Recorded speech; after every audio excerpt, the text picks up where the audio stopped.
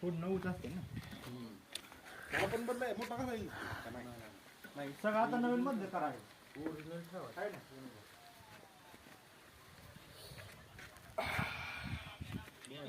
सच्चा डबल कसं काय आता हे जेवला काय राहिलं नाही. बापून काढू नको बापूस काय काढतोस खालचं. बापू पण मिनिटं आहे.